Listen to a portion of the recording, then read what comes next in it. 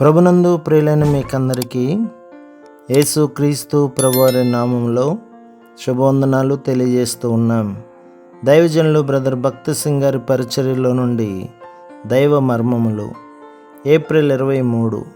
ఆయన కృపా వాక్యమునకు మిమ్మల్ని అప్పగించుచున్నాను. అపోస్తల కార్యములు 20వ అధ్యాయం 32వ వచనం. విశ్వాసుల సంరక్షణ కొరకై అపోస్తల కార్యములు 20వ అధ్యాయం 28వ వచనం నుండి 32వ వచనములో ఇట్లా హెచ్చరించుచున్నాడు. దేవుడు తన స్వరక్తమిచ్చి సంపాదించిన తన సంఘమును కాయుటకు పరిశుద్ధాత్మ మిమ్మను దేనియందు అధ్యక్షులుగా ఉంచెనో ఆ యావత్తు మందను గూర్చియు మీ మట్టుకు మిమ్మను గూర్చియు జాగ్రత్తగా నుండుడి. నేను వెళ్ళిపోయిన తర్వాత క్రూరమైన తోడేళ్లు మీలో ప్రవేశించునని నాకు తెలియను.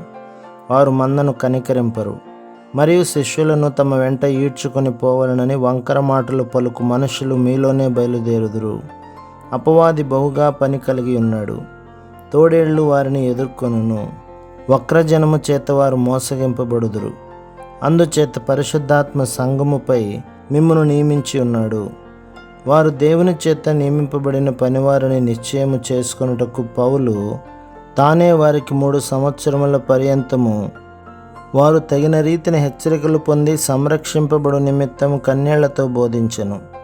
పూర్వం ఎప్పుడూ లేనట్టి విధముగా ఈ దినములలో సైతాను మరి విశేషముగా పనిచేయుచున్నాడని దేవుని వాక్యం ద్వారా మనం ఎరుగుచున్నాము. తాను కల్పించు నానా విధములైన ఆయుధములన్నింటితో అపవాది విశ్వాసులను ఎదుర్కొనబోచున్నాడు. దుర్బోధలు, తప్పుడు సిద్ధాంతములు, హింస, శ్రమ, బాధ, దారిద్ర్యము, పోరాటము, మోసగించు పనివారి చేత అపవాది విశ్వాసులను ఎదుర్కొనునని వాక్యము చెప్పుచున్నది. తగిన బోధ వలన విశ్వాసులను మనం సంరక్షించలేకపోతేమా మనము దేవుని పక్షముగా తప్పిపోయిన వారమే.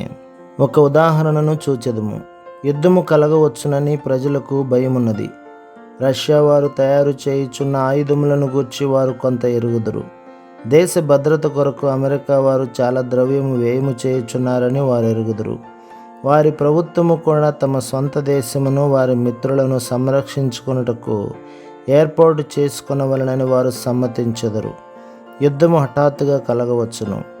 ఒక్కరు కూడా విడిచిపెట్టబడకుండా సర్వనాశనముందుదురు. ఇట్టి పరిస్థితిలో మౌనము దాల్చి ఈ సంగతి తర్వాత ఆలోచించుకుందామని అజాగ్రత్తగా ఉండుట తప్పు.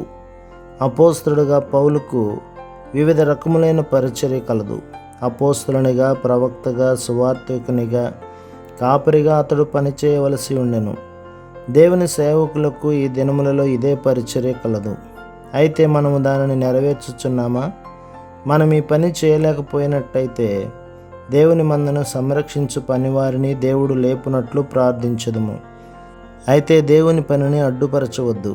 ఈ పనికి దేవుడు నిన్ను పిలవకపోయినచో దేవుని పనిలో జోక్యము చేసుకొనక ప్రక్కకు తొలగుము. ప్రభు మిమ్మును, మీ కుటుంబమును, మీ సంఘమును దీవించి ఆశీర్వదించునుగాక. ఆమేన్.